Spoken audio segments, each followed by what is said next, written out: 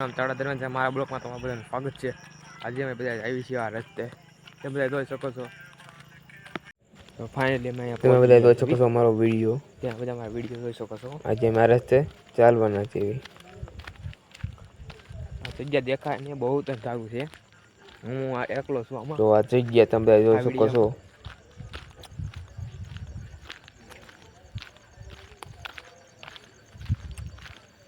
ચાલો વિડીયોને લાઈક પગવા કરવાનું આવી ભૂલતા ગયા નહીં। છીએ।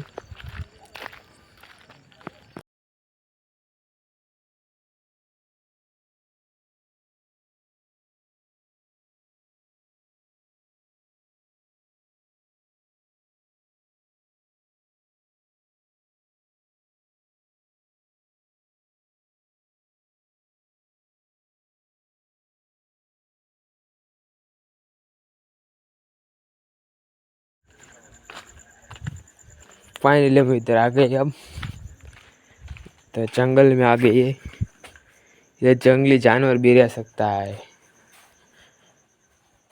अब हमारा वीडियो देख सकते हैं। खूब इधर अंधारा है, बहुत अंधारा है। आप देख सकते हैं हमारा वीडियो।